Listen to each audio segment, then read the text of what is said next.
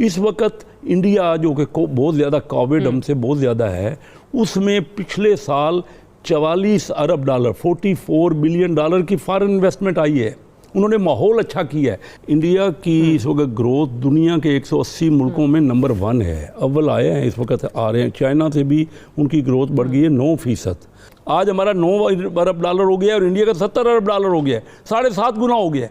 China इस मुश्किल वक्त में मैं फिट है मुंह करके नहीं पूछ रहा, सॉरी मैं थोड़ा लाहौरी जुबान में भी बात कर रहा हूं, फिट है मुंह करके मैं नहीं पूछ रहा। हम सारी दुनिया से भीख मांगते फिर रहे हैं, चाइना ने हमें मुंह लगाया, कोई नहीं पूछा चाइना ने।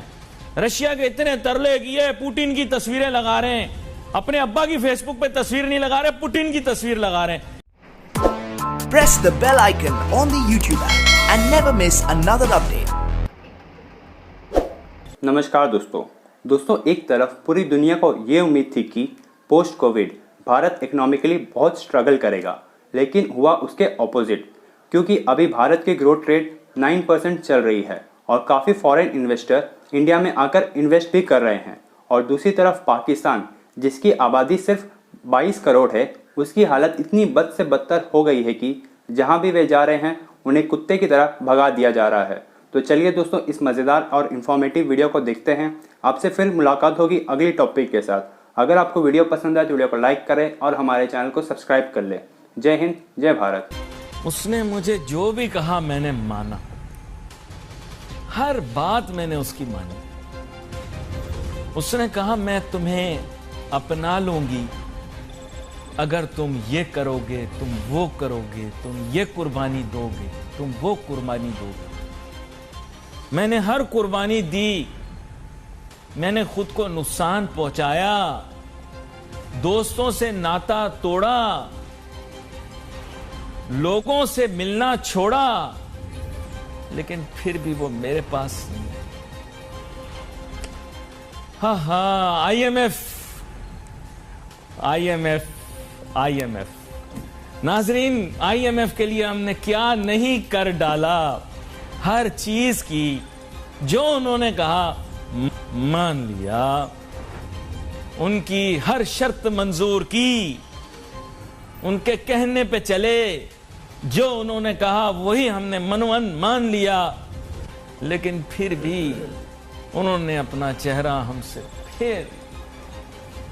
लोग मुझे कहते हैं अली भाई आप एक हफ्ते पहले बता देते हैं।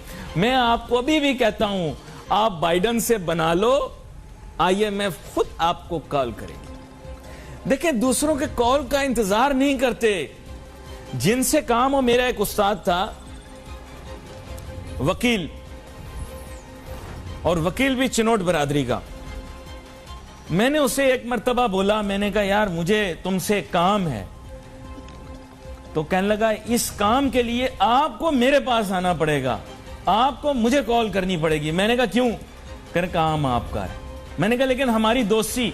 कहने के दोस्ती यारी अपनी जगह पर, लेकिन काम के सिलसिले में आपको मेरी जरूरत है, कॉल आपको मुझे करनी पड़ेगी। मैंने कहा जी बचाओ, चंगी गल दसी, अमल करना है देते। तो मैं भी यही गुजारिश करूंगा कि बाइडन के कॉल का इंतजार नहीं करो, आप करो उसे कॉल। नहीं जवाब देता दोबारा करो। यकीन करो, अगर बाइडन के साथ आपकी सेटिंग बन जाएगी तो IMF खुद आपके तरले करके आपको पैसे दे। अब ये शराइत तो बेटा ऐसे भी माननी पड़ेंगी, तो वैसे भी माननी पड़ेंगी।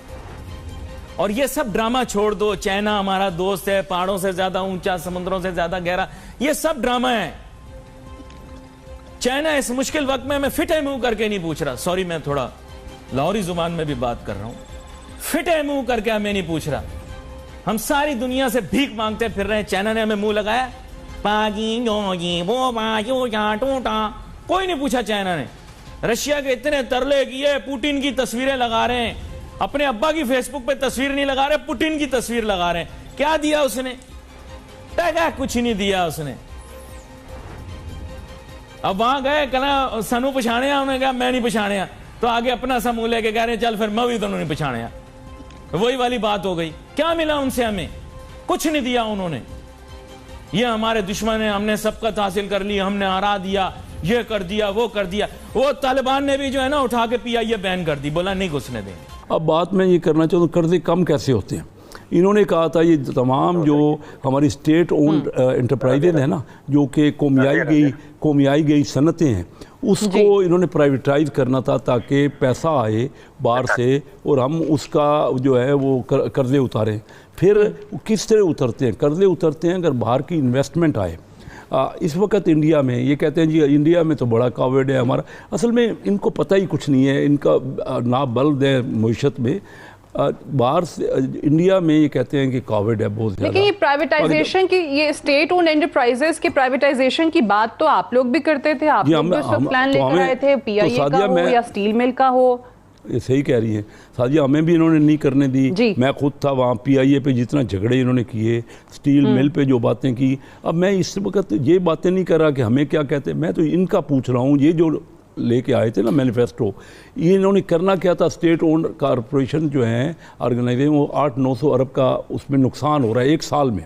एक तो उस पर हज़ारों अरब का पैसा लगा हुआ है पाकिस्तान का, और 8-9 हज़ार जैसे रेलवे है, स्टील मिल है, PIA है, दूसरे इदारे हैं। और सर्कुलर डेट जो है हमारे वक्त में 1000 अरब था, 1000 अरब है अब 2000 अरब हो गया है सर्कुलर डेट। और दूसरा तरीका क्या होता है कर्जे उतारने का? वो तरीका होता है कि बाहर से पैसा आ जाए। इस वक्त इंडिया जो कि बहुत ज़्यादा कोविड हमसे बहुत ज़्यादा है, उसमें पिछले साल 44 अरब डॉलर, 44 बिलियन डॉलर की फॉरेन इन्वेस्टमेंट आई है। उन्होंने माहौल अच्छा किया है। इनके मिनिस्टर जो बनाते हैं ना, इनको हफीज़ शेख साहब हों या तरीन साहब हों, ये आते हैं बैंकिंग सेक्टर से और IMF के बंदे हैं और वर्ल्ड बैंक के बंदे हैं या इनके स्टेट बैंक के गवर्नर है। कैसे बाहर से पैसा आना चाहिए था।